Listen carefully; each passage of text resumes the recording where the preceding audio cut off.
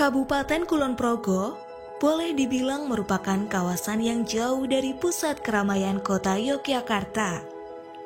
Namun, jangan salah, selain kebudayaannya yang masih kental, Kulon Progo banyak menyimpan permata persembahan dari alamnya yang masih lestari, berupa perbukitan hingga dataran rendah yang menyentuh bibir laut. Itulah mengapa Kabupaten Kulon Progo mendapat julukan The Jewel of Java. Sekitar 50 menit perjalanan dari pusat kota Yogyakarta menuju barat daya, terdapat hamparan pesisir pantai yang membentang dengan total sepanjang 24,9 km dan dihiasi dengan landscape pasir hitam yang menjadi ciri khas dari pantai selatan.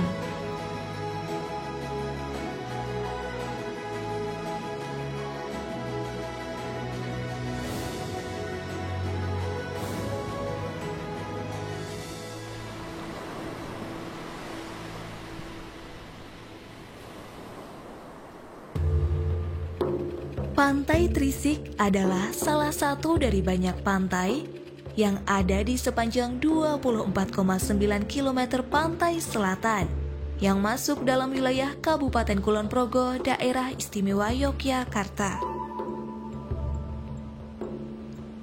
Tak hanya menyajikan pesona keindahan pantainya saja, Pantai Trisik ini juga merupakan salah satu pantai yang mengadopsi sistem pariwisata konservasi.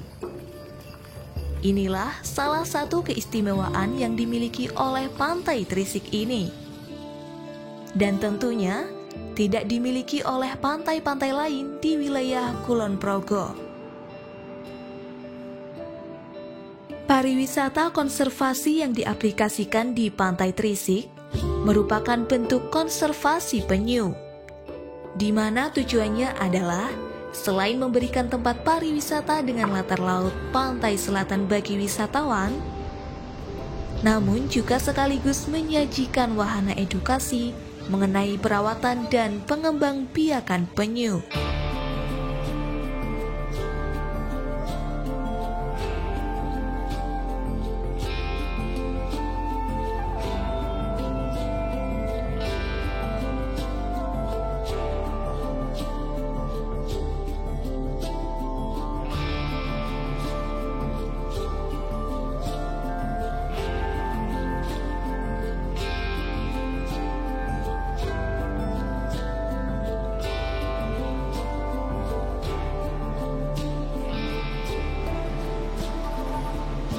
Saya Edi Yanto, saya adalah pengelola dari konservasi penyu abadi yang berada di Pantai Trisik.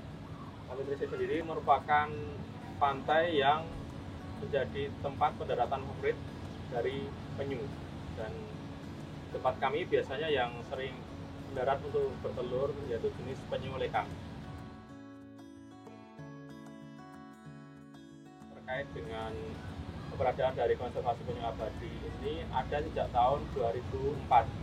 Jadi pada tahun 2004 yang pada waktu itu masyarakat kami masih sering melakukan pemburuan penyu karena ketidaktahuan dan menganggap penyu itu sebagai komoditas yang bisa ditangkap, diperjualbelikan, bahkan dikonsumsi.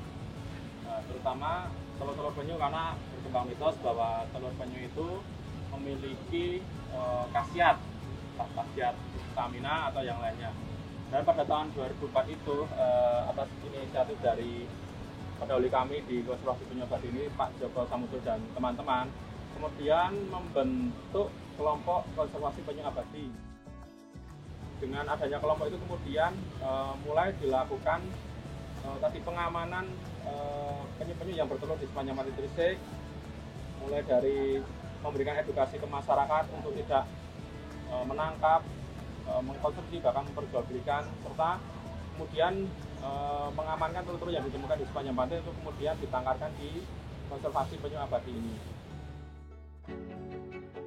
Saat ini, kelestarian penyu di Indonesia telah mengalami ancaman yang cukup serius dan mengkhawatirkan, terutama disebabkan karena pengambilan telur penyu untuk perdagangan. penangkapan indukan penyu, dan kematian penyu yang disebabkan terjerat secara tidak sengaja dalam kegiatan penangkapan ikan. Pada tahun 1999, pemerintah telah menetapkan penyu sebagai jenis biota yang dilindungi.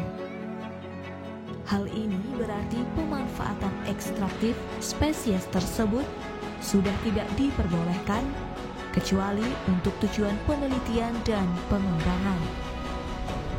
Selain itu, daerah pesisir yang menjadi wilayah peneluran penyu sebagian besar juga sudah ditetapkan sebagai kawasan konservasi.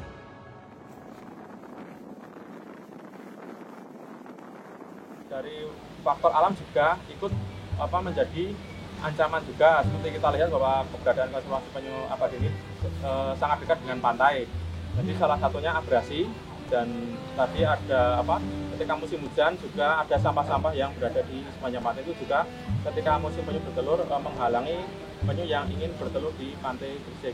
Selain itu juga manusia, tentu tidak semua yang kita berikan informasi itu teredukasi. Ada yang istilahnya masih suka memburu, terus masih suka istilahnya memanfaatkan penyu untuk tujuan komersil.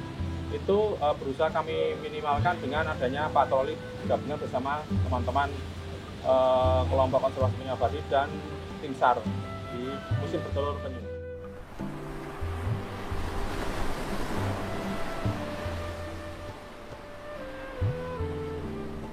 Saat ini, perjuangan para pelaku konservatif tersebut masih berlanjut. Konservasi penyu abadi tetap berkomitmen untuk terus mempertahankan dan menjaga kelanjutan hidup para penyu-penyu tersebut. Meskipun lokasi konservasi kini telah mendapat ancaman dari abrasi pantai selatan. Dampak dari adanya konservasi penyu di Kulon Progo tentu sangat besar, mengingat Kulon Progo sendiri dengan berbagai macam keanekaragaman dari alam, satwa, dan juga bentang alam dan bentangan yang ada di dalamnya tentu menjadi satu khasanah tersendiri ketika salah satu kawasan pesisirnya memiliki potensi keberadaan penyu yang tadi merupakan satwa yang sangat terancam punah, tetapi di Pantai Gresik ini sangat gampang ditemui. Nah, jadi penyu di Pantai Gresik ini menjadi salah satu bukti bahwa potensi untuk bagaimana satwa ini dilindungi dan dilestarikan itu masih besar untuk kemudian menjadi ikon di Kulon Progo bahwa keberadaan penyu di Kabupaten Kulon Progo ini bisa terus lestari itu karena dari masyarakat itu ikut juga melestarikan. Tidak hanya berlaku pada para pelaku konservasi di Pantai Gresik saja, namun masyarakat harus tahu bahwa kita semua memiliki visi yang sama, terutama terhadap aturan baku yang telah disepakati oleh seluruh dunia, yaitu untuk melestarikan alam beserta habitat yang dilindungi demi menciptakan rumah bumi yang ramah dan memberikan kesejahteraan bagi semua makhluk yang sama-sama diciptakan oleh Tuhan, baik manusia, alam, ataupun hewan di muka bumi ini. Mestinya, kita sebagai manusia menjadi pengawal pertama yang akan menemani para penyu untuk berpetualang menyusuri samudera, memberikan kehidupan penyu yang baru di setiap titik pemberhentiannya di hari ini, hingga berbulan nanti, ataupun beratus tahun yang akan datang.